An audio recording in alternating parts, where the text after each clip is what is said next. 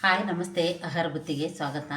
ಇವತ್ತು ನಾನು ಯುಗಾದಿ ಹಬ್ಬ ಇರೋದಕ್ಕೆ ನಾನು ಬೇಳೆ ಹಾಕಿ ಒಬ್ಬಟ್ಟು ಮಾಡ್ತಾಯಿದ್ದೀನಿ. ಆ ಒಬ್ಬಟ್ಟು ರಸ ಹೇಗೆ ಮಾಡೋದಂತ ನೋಡ್ಕೊಂಬರೋಣ. ನೋಡಿ, ಬೇಳೆ ಎಲ್ಲ ಬೇಯಿಸಾದ್ಮೇಲೆ ಈ ಥರ ನೀರು ನಾವು ಬಸ್ಕೋಬೇಕು. ನೀಟಾಗೆ ಬಸ್ಕೊಂಬಿಟ್ಟು ಇದನ್ನು ಒಬ್ಬಟ್ಟು ಸಾಂಬಾರು ಮಾಡಿ ನೋಡಿ, ಸೂಪರಾಗಿರುತ್ತೆ. ಒಂದು ವಾರ ಗಂಟೆ ಇಟ್ಕೊಂಡು ತಿಂದರೂ ಏನೂ ಆಗೋಲ್ಲ. ಈಗ ಇದು ಒಬ್ಬಟ್ಟು ಸಾರು ಹೇಗೆ ಮಾಡೋದಂತ ನೋಡ್ಕೊಂಬರೋಣ ಬನ್ನಿ. ನೋಡಿ, ಫಸ್ಟು ಗ್ಯಾಸ್ ಹಚ್ಕೊಬಿಟ್ಟು ನಾವು ಒಂದು ಈರುಳ್ಳಿ ಇಟ್ಕೋಬೇಕು. ಈರುಳ್ಳಿ, ಸ್ವಲ್ಪ ಒಣ ಕೊಬ್ಬರಿ, ಒಂದು 2-3 ಪೀಸಷ್ಟು ನಾವು ಒಣ ಕೊಬ್ಬರಿ ಸುಟ್ಕೊಂಬಿಟ್ಟು ನೀವು ಸಾಂಬಾರು ಮಾಡಿ ನೋಡಿ. ನೀವು ಸಖತ್ತಾಗಿರುತ್ತೆ, ತುಂಬ ಟೇಸ್ಟ್ ಚೆನ್ನಾಗಿರುತ್ತೆ. ಈ ಥರದೊಂದು ಸಾಂಬಾರು ಅಷ್ಟೇ ರುಚಿಯಾಗಿರುತ್ತೆ. ಈ ಥರ ಸಾಂಬಾರು ನೀವು ಮಾಡಿ ನೋಡಿ. ಚೆನ್ನಾಗಿ ಈರುಳ್ಳಿನೂ ಸುಡಬೇಕು, ಒಣ ಕೊಬ್ಬರಿನೂ ಸುಡಬೇಕು. ಒಣ ಕೊಬ್ಬರಿ ನಿಮ್ಮ ಮನೇಲಿಲ್ಲ ಅಂದರೆ ಹಸಿ ಕೊಬ್ಬರಿನೂ ಸುಟ್ಬಿಟ್ಟು ನೀವು ಸಾಂಬಾರಿಗೆ ಹಾಕ್ಬೋದು. ನೋಡಿ, ಈ ಥರ ನಾವು ಸುಟ್ಕೊಂಡ್ಬಿಟ್ಟು ಸಾಂಬಾರು ಮಾಡೋದ್ರಿಂದ ತುಂಬ ಚೆನ್ನಾಗಿರುತ್ತೆ. ಟೇಸ್ಟ್ ಮಾತ್ರ ಸಖತ್ತಾಗಿರುತ್ತೆ. ಇದೇನಪ್ಪ ಕಪ್ಪಗಾಗುತ್ತೆ ಅನ್ನೋಂಗಿಲ್ಲ. ಈ ಥರ ಕಪ್ಪಗಾಗಿ ಸುಟ್ಬಿಟ್ಟು ನಾವು ಸಾಂಬಾರು ಮಾಡಬೇಕು. ಇವಾಗ ನಾನು ಗ್ಯಾಸು ಆಫ್ ಮಾಡ್ತೀನಿ. ಸ್ವಲ್ಪ ಅದನ್ನು ತಣ್ಣಗಾಗಿಂದ ನಾನು ರುಬ್ಬಕ್ಕೆ ತೋರಿಸ್ತೇನೆ.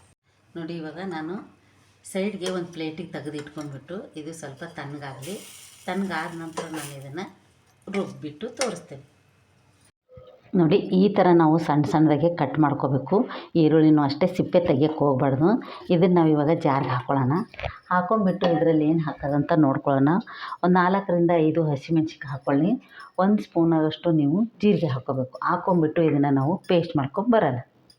ನೋಡಿ ಯಾವ ಥರ ಆಗಿದೆ ಅಂತ ನೋಡಿ. ಈ ಥರ ರುಬ್ಕೊಂಡ್ಬಿಟ್ಟು ನಾವು ಇದಕ್ಕೇ 1 ಸ್ಪೂನ್ ಆಗಷ್ಟು ನಾವು ಚಿಲ್ಲಿ ಪೌಡ್ರು ಹಾಕ್ಕೋಬೇಕು. ಹಾಕ್ಕೊಂಬಿಟ್ಟು ನಾವು ಇವಾಗ ಸಾಂಬಾರಿಗೆ ಒಗ್ಗರಣೆ ಹಾಕೋಣ ಬನ್ನಿ. ಒಂದು 2-3 ಸ್ಪೂನ್ ಆಗಷ್ಟು ನಾವು ಎಣ್ಣೆ ಹಾಕ್ಕೊಳ್ಳೋಣ. ಎಣ್ಣೆ ಹಾಕ್ಕೊಂಬಿಟ್ಟು ಸ್ವಲ್ಪ ಎಣ್ಣೆ ಕಾಯಿ. ನೋಡಿ, ಇವಾಗ ಎಣ್ಣೆ ಕಾಯ್ದಿದೆ. 1 ಸ್ಪೂನ್ ಆಗಷ್ಟು ಸಾಸಿವೆ, ಜೀರಿಗೆ ನಾವು ರುಬ್ಬಕ್ಕೆ ಹಾಕಿದ್ವಿ. ಒಂದು ಅರ್ಧ ಸ್ಪೂನ್ ಆಗಷ್ಟು ಜೀರಿಗೆ ತೊಗೊಳ್ಳೋಣ. ನಾನು ಸಿಪ್ಪೆ ತೆಗಿದೇನೆ ಇದು ನಾಟಿ ಬೆಳ್ಳುಳ್ಳಿ ಇರೋದಕ್ಕೆ ನಾನು ಸಿಪ್ಪೆ ಸಮೇತ ಕೊಟ್ಟಿದ್ದೀನಿ. ಈ ಥರ ನಾನು ಬೆಳ್ಳುಳ್ಳಿ ಹಾಕ್ತಾಯಿದ್ದೀನಿ. 2 ಕಡ್ಡಿ ಕರಿಬೇವು ಸೊಪ್ಪು.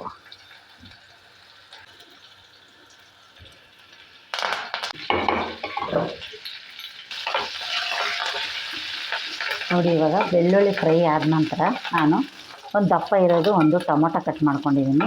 ಇವಾಗ ಟೊಮೊಟೊ ಹಾಕೋಣ.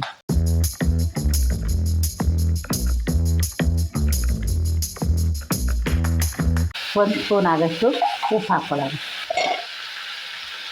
ನೋಡಿ, 1 ಸ್ಪೂನ್ ಆಗಷ್ಟು ಉಪ್ಪು ಹಾಕ್ಕೊಂಡ್ರೆ ಟೊಮೊಟೊ ಬೇಗನೆ ನುಣ್ಣಗಾಗುತ್ತೆ. ಇದು ಚೆನ್ನಾಗಿ ಟೊಮೊಟೊ ಮೆತ್ತಗಾಗೋವರೆಗೂ ನಾವು ಇದನ್ನು ಸ್ವಲ್ಪ ಸಣ್ಣ ಉರಿಯಲ್ಲಿ ಬೇಯಿಸ್ಕೊಳ್ಳೋಣ. ನೋಡಿ, ಮಸಾಲೆ ರುಬ್ಬಿದ್ದೀವಲ್ಲ, ಮಸಾಲೆ ಹಾಕೋಣ. ಮಸಾಲೆ ಹಾಕಿಬಿಟ್ಟು ನಾವು ಚೆನ್ನಾಗಿ ಸ್ವಲ್ಪ ಎಣ್ಣೆಲಿ ಫ್ರೈ ಮಾಡಿಬಿಟ್ಟು, ಯಾಕಂದರೆ ಕಾಯಿ ನಾವು ಈರುಳ್ಳಿ ಎಲ್ಲ ಸುಟ್ಟಿದ್ವಿ, ತುಂಬ ಚೆನ್ನಾಗಾಗುತ್ತೆ ಇದು. ಇವಾಗ ನಾವು ಏನು ಒಬ್ಬಟ್ಟು ರಸ ಐತಲ್ಲ, ಇದಕ್ಕೆ ರಸ ಸುರಿತೀನಿ ಬನ್ನಿ. ನೋಡಿ, ಇವಾಗ ನಾವು ಒಬ್ಬಟ್ಟು ರಸ ತೆಗೆದಿದ್ದೀವಲ್ಲ, ರಸ ಹಾಕ್ಕೊಳ್ಳೋಣ. ಮತ್ತು ಜಾರ್ಗಿರೆಲ್ಲ ತೊಳೆದ್ಬಿಟ್ಟು ನಮಗೆ ಎಷ್ಟು ಬೇಕೋ ನೋಡಿಕೊಂಡು ನಾವು ಸಾಂಬಾರು ಮಾಡ್ಕೊಳ್ಳೋಣ. ನೋಡಿ, ಇನ್ನೊಂದು ಜಾರು ನಾನು ತೊಳೆದು ಹಾಕ್ಕೊತೀನಿ. ಯಾಕಂದ್ರೆ ಜಾಸ್ತಿ ಸಾಂಬಾರು ಇದ್ರೇ ಇದು 2-3 ದಿವಸಕ್ಕೆ ನಾವು ಇಟ್ಕೊಂಡು ತಿನ್ಬೋದು. ಅಷ್ಟು ಚೆನ್ನಾಗಿರುತ್ತೆ. ಇದು ಸೂಪರಾಗಿರುತ್ತೆ. ಏನಪ್ಪ ಕಲರ್ ಹಿಂಗೈತಂದ್ರೆ ಇದ್ರ ಟೇಸ್ಟ್ ಮಾತ್ರ ಮಾಡಿ ನೋಡಿ ನೀವು, ಸಖತ್ತಾಗಿರುತ್ತೆ. ಇವಾಗ ನಾನು ಒಂದು ನಿಂಬೆಹಣ್ಣು ಗಾತ್ರಷ್ಟು ಹುಣಸೆಹಣ್ಣು ಕಲಿಸ್ಕೊಂಡಿದ್ದೆ. ಇವಾಗ ಹುಣಸೆಹಣ್ಣು ಹಾಕ್ತಾಯಿದ್ದೀನಿ. ಇವಾಗ ನೀವು ಉಪ್ಪು, ಇನ್ನೂ ಸ್ವಲ್ಪ ಖಾರ ನೋಡ್ಕೊಂಬಿಟ್ಟು ಇದನ್ನು ನಾವು ಕುದಿಯಕ್ಕೆ ಬಿಡೋಣ. ನೋಡಿ, ಇವಾಗ ಕುದೀತಾ ಐತಿ. ಲಾಸ್ಟ್ಗೆ ನಾವು ಉಪ್ಪು ಖಾರ ನೋಡಿ ಎಲ್ಲ ಹಾಕಿದ್ದೀನಿ. ಇವಾಗ ಕೊತ್ತಂಬರಿ ಸೊಪ್ಪು ನಾನು ಹಾಕ್ತಾಯಿದ್ದೀನಿ. ನೋಡಿ, ಕೊತ್ತಂಬರಿ ಸೊಪ್ಪು ಹಾಕಾಯಿತು. ಇವಾಗ ಸಾಂಬಾರು ರೆಡಿ ಆಯಿತು. ಈ ಥರ ಒಂದು ಸಾಂಬಾರು ನೀವು ಮಾಡಿ ತಿಂದು ನೋಡಿ, ನಿಮಗೆ ಗೊತ್ತಾಗುತ್ತೆ. ಇದು 2-3 ದಿವಸ ಕುದಿಸಿಟ್ರು ಏನೂ ಆಗೋಲ್ಲ, ಕೆಡಲ್ಲ. ಅಷ್ಟು ಚೆನ್ನಾಗಿರುತ್ತೆ ಕಾಯಿ ಸುಟ್ಟು ಹಾಕೋದ್ರಿಂದ. ಈ ಥರ ಸಾರು ನೀವು ಒಬ್ಬಟ್ಟು ಮಾಡಿದಾಗೆಲ್ಲ ಇದನ್ನು ಸಾಂಬಾರು ಮಾಡ್ಕೋಬೋದು. ಇವಾಗ ನೋಡಿ, ರೆಡಿಯಾಗಿದೆ. ಈ ಸಾಂಬಾರು ನಿಮ್ಗೆ ಇಷ್ಟ ಆದಲ್ಲಿ ಲೈಕ್ ಮಾಡಿ, ಶೇರ್ ಮಾಡಿ, ಸಬ್ಸ್ಕ್ರೈಬ್ ಮಾಡಿ. ನಮಸ್ತೆ.